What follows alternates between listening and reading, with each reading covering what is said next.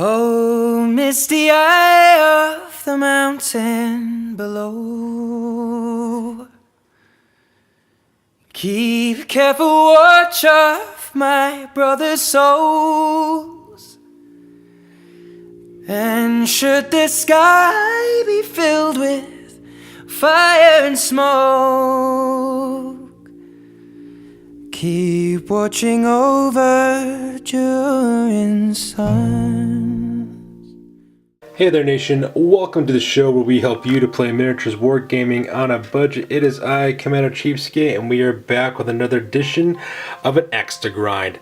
This is our little mini-series that we're dedicating to our hobby side videos, where it actually shows the showcase of our Dwarf Army that our studio is putting together on this one.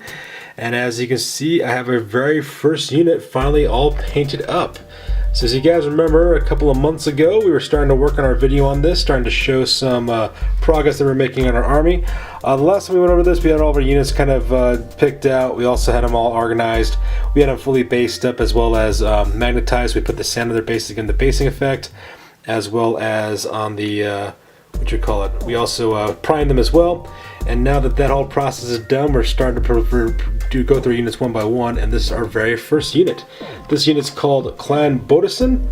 The unit's also known as Den Rodensokker, which is, I believe, Norwegian for Red Sox. And the reason why is because this unit was bought by a bunch of my friends and I. We went to the city of Boston a couple of years ago on a trip together, and they kind of bought this unit as a gift for me. So because of that, I painted these guys up to match up the colors of the Boston Red Sox, because they're my friend's Warlord Ace's very favorite baseball team. So as you can see there's a lot of different color schemes of white for their clothing. Their armor is rimmed in red, and if you also look really closely, their feet are also painted up a nice red color as well. And not to mention, we also use the flag here. As you can see, the banner, let me get zoomed in real quick. As you can see, we have the banner has got like a runic B in red, outlined in blue for the Boston Red Sox. And that's where it kind of comes from for this. So, not to mention, because the Boston Red Sox also won the World Series, which is actually pretty cool as well. So, as you can see, it's a huge honking unit of 40 Dwarf Warriors, all armed with hand weapons and shield.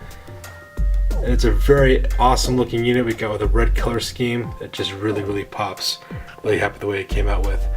Actually, what it is, actually 2 units of 20 warriors is what it actually is. They got the units of standard bearers, battle standard bearer, musicians and stuff. But I kind of put them together, and the idea is probably going to be when I put this unit on a base, I could either use it as 2 units of 20 or 1 unit of 40, depending on what kind of games we have. As you can see in the front too, we also have a Rune Smith character model, and he kind of sticks out with his green cloak, and he's got his gray beard and stuff.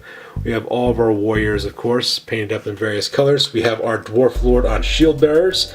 This is an old, I believe, 6th edition Warhammer Fantasy miniature. It's a pewter one, and it has the old Dwarf Lord on shield bearers special character. I forgot his name. I think his name was Elric or something like that. And he carried the Book of Grudges and stuff, and that's when we start seeing shield bearers the first time in the Dwarf rule books. So we have that character as well. And of course, we also have a Dragon Slayer as well. This Dragon Slayer model actually came from the Battle of Skull Pass. And that's what this unit's primarily made up of.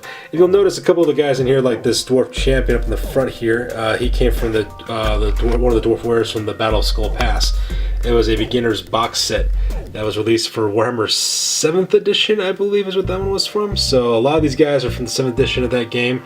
For example, like this guy here in the back, right in the center, same thing with this guy right here, and I believe this guy. There's some 7th edition dwarves in here, as well as some regular Dwarf Warriors from the different kits as well, and some character models like the Rune Lord from the 8th edition of Warhammer, the final edition of Warhammer Fantasy Battle as well. So yeah, pretty pleased with the way this unit came out with. As you can see, for the base material, we decided to go with more of a thematic base for these guys. Usually when it comes to my order armies in Warhammer Fantasy, I will go for a green base. I usually go with a forest green base, dry brush with light green, and then edge the rims in the edging in light green as well to make it look like they're walking on grassy fields. But because these guys are dwarves, I decided to kind of go with a like a mountain type of texture where it looks like it's made out of stone and granite, some with a dark gray, and then dry brush with a lighter gray as well. Almost a light gray is so pale it's almost white to kind of give like that really hard rock and stone vibe going on with these guys as well. And as you can see, we have all this gold and red for their colors as well, and silver. A lot of metallic paints was used in this building of the army. And of course, we etched out the ruins. Let me see if I can zoom in real quick from one of the ruins here so that you guys can see it. Let me see if I can autofocus it. Let's see, no, it's not gonna autofocus. But anyways, you can see I have some glowing ruins on it. I used kind of like a sky blue paint to create those glowing ruins. I also used turquoise paint to pick out the little details and the gemstones and stuff. And that's pretty much what it looks like. So far, overall, very, very happy with the way these miniatures came out. These dwarves are a lot of fun to paint. I used different shades of gold and silver and bronze and copper in order to achieve these effects, to make it look very heavy metal based. So this is the most metal army that we have, so I use a lot of metal paints as well. And of course, now I know that a Dragon Slayer miniature is not supposed to join in a regular unit of dwarves, but I just have it just because it just completes the unit to make it even 40 and just looks really awesome. So yeah. This is the progress we made so far in our Dwarf Army for Axe Grind. The next army unit we'll be putting up is painting up a unit of 18 crossbowmen. So we'll be focusing on next. And I'm really excited to see how those guys are coming out with their color schemes. So that's going to do it for this one, you guys. As always, please feel free to like, comment, and or subscribe. Your guys' input is invaluable to us always. Also check us out on Instagram, Facebook, Google+, as well as blogger.com for all the latest greatest news about our hobby. That's going to do it for this one, you guys. You guys stay classy. Peace out, you guys.